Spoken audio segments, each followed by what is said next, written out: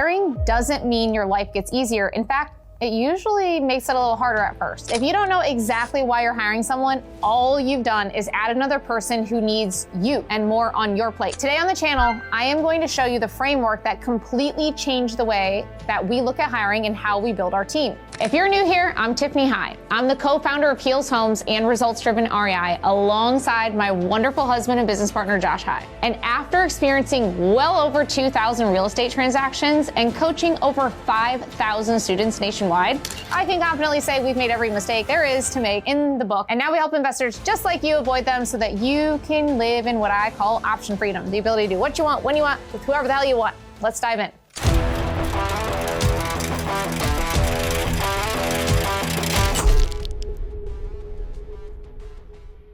One of the questions that I get asked the most is, who should I hire first? And everybody wants like this clean, clear-cut answer. Whether it's hire a virtual assistant, hire an assistant, hire a closer, hire someone in dispo. But here's the honest answer. Your first hire depends entirely on what is actually happening inside of your business right now and your skill sets. Someone doing 2 deals a month does not need the same first hire as someone doing 20 contracts a month. And your own strengths are what matter. Right? Some of you guys might be operational. Some of you guys might be really good at sales. Maybe you're great with sellers, but you're buried in paperwork. Maybe qualified leads are sitting for hours because you can't keep up with the calls with transaction coordinating or contractors, etc. And maybe contracts get signed just fine, but everything falls apart after because nobody actually owns the transaction. So the right hire is not the one that sounds impressive. It is the one that fixes whatever is actually slowing you down, not somebody else down. So if you're like, hey, I'm really good at tasks, I'm really good at operations, systems, cool, I'm probably gonna recommend hiring a closer because we need to keep revenue consistent. But if you're really, really, really good at closing deals and on the phone with sellers, then we probably need to delegate all the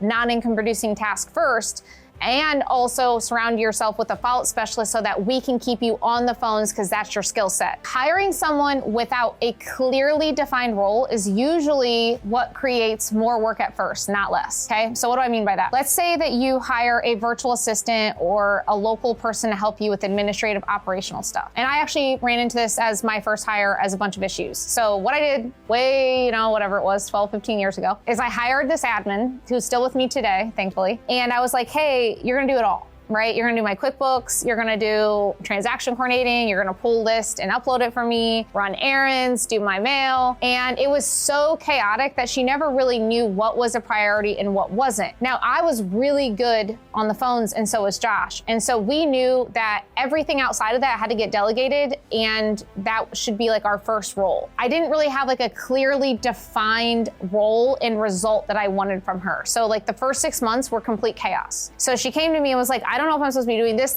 or this, and in what order, all that. So we decided, you know what is the task that I just simply like might not even know how to do or don't have time to do, don't want to do, are the lowest hanging fruit. So what we decided to start with way back then was I didn't know how to do QuickBooks and she knew how to do the data entry and at least get it to a point where my CPA could handle the rest. So we had her doing that 1 full day a week. Then the other days we decided you're gonna manage the mail, you're gonna handle all of our invoices with contractors and run our errands for our flips. Those were like the first things back in the day because our first year we were only a flipper, not a wholesaler. So that kept us out of the field and doing non-income producing tasks. And then once we locked that down, we would add on the next thing for her. We also did what we call a time study, and I encourage everyone to do this. So for a full week, every 15 minutes, write down exactly what you're doing. And then once you're done with the week of doing that, set your alarm to go off every 15 minutes and be true to what you're actually doing. Then you'll place, hey, if I had a team of people, who would be doing each one of these tasks? Is it dispositions, transaction coordinating, admin, bookkeeper, etc.? Then we're gonna pull out, okay, this person over here helps me relieve things that I'm not good at, is not making me money, is not keeping me focused, etc.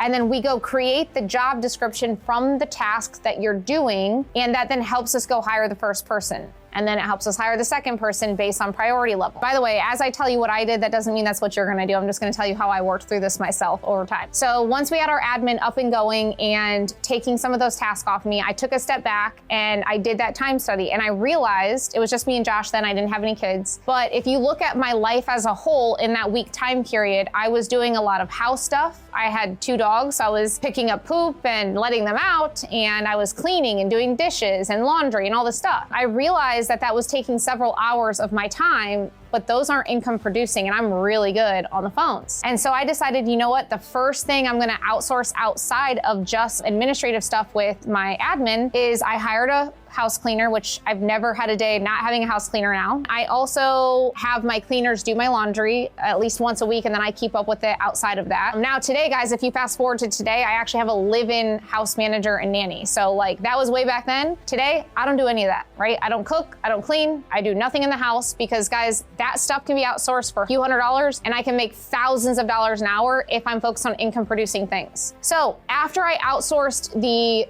personal life stuff, and then administrative stuff because I'm good at sales, I then realized that I was still handling transaction coordinating and I was still doing dispositions for me, and Josh was out in the field with contractors a lot. So we realized that leads were getting untouched. We had contracts that now looking back, like I think we did 40 houses our first year. I probably would have done 80 to 100 easily. Because what's crazy looking back is I didn't have time to follow up. So like if you told me no, never followed up. I didn't even have a CRM back then, guys, and did 40 deals my first year. Maybe you're selling the same deals to the same handful of buyers. And so you've realized, oh my gosh, I'm missing out on a bigger spread because no one's focused on adding buyers to the buyers list. So these are things, guys, they don't all get fixed at once. They evolve over time. We can't fix all the world's problems at once. But what we should do as we're making those first 1 to 3 key hires is we have to make revenue first. So what does that mean? If you're good at acquisitions, we gotta keep you on the phones with sellers and delegate inspections, transaction coordinating, mail, invoicing, QuickBooks, all those things, house stuff, because you're the source of revenue. Now, quickly after that, we want to bring on a closer because everyone should bring on a closer pretty quickly. Guys, we didn't get into real estate to be working 16-hour days. If you go on vacation and you're the only person, then your business stops and no one wants that, right? That's not why we got into real estate. And so the only way that we can invest back into the business or feel confident to is by having someone sole focused on revenue. That's all they do is lock up deals. So let's recap some of that. First, you're obviously gonna do the work yourself because how can you train someone else if you don't know how to do it and haven't mastered it, right? So first you do it, then you hire someone, you train them. For a while, you're still gonna be managing that person closely. And eventually, as you grow, someone else can manage the front line for you. And then that is where you start leading the people who manage the team instead of managing every task yourself. And if you haven't watched the stages of the business video, I'm gonna drop that in the description. That way you guys can self-identify what stage am I in. At the end, you're gonna hear of this stage called Pinnacle. That's where I sit. That's where I have other people running the company, right? So leaders running leaders so that I can actually live in freedom. So ask yourself, what am I doing repeatedly that does not actually require me and more importantly, doesn't bring in revenue? Write that down on your time study.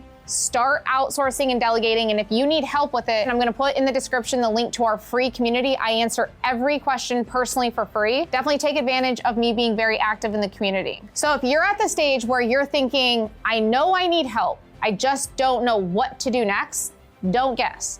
That's exactly why Josh and I created our free community. Every week, we're helping investors figure out what to focus on at what stage in the business they're actually in today. Whether that's making your first hire, building the systems, generating more leads, or learning how to lead a team. If you want to build a business that grows because of the people you hire, not one that becomes more dependent on you, click the link in the description or the pinned comment and come join us inside the community. See you inside.